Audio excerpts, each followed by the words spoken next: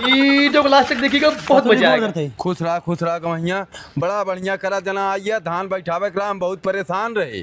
अरे हमरे मलकिनिया हुई बदे भेजबे करे से कहा तो बाऊ झिंगम जुगनू परेशान हुई जाए धनवा बैठवा लाऊं है। ठीक हो जा घरे पानी वाली पीला, हम चलते खेते में पानी वाली पिकावा। ठीक हो का नाथ बात आई है? हाँ ये ठीक बा। ठीक बा, बैठा पानी लेकर आई। पानी मत लेके आओ, तनकी अपन हुए गड़िया देता जाए तो अपने बहनिया के होता ही तो ओकर बाद चली धनवा बैठा यार। कड़िया में कहाँ तेल हो? तेल ना हो ना। अरे हम तेल डला ले। तेल डला ले बे? हाँ जा वही जुगनुआ बैठा बा, चबिया मांग ले। ठीक अच्छा।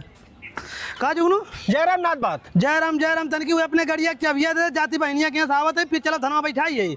गड़िया चबिया हम कहाँ ले बाटी, चबियत बाऊ ले चलियन खेते मांगना पाओ तेरे बाऊ से। खेते लग चला गए? हाँ।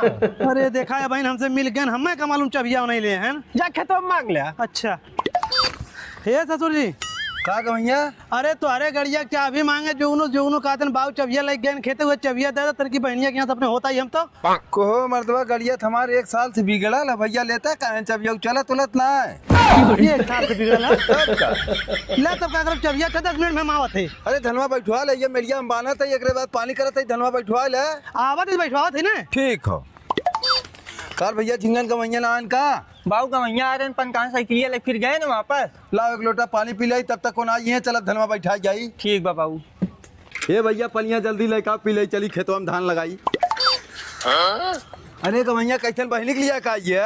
ससुर जी हमसे हम गाड़ी मांगत कहते हमें तेल ना हो, जुगनू चाबी मांगत कहते चाबी बाऊ लेके हैं तो आते गए चाबी मांगत तो हर गाड़ी निकलवाए 3 महीना भाई हो, कहते 1 साल से हमारी गाड़ी बिगड़ा हो।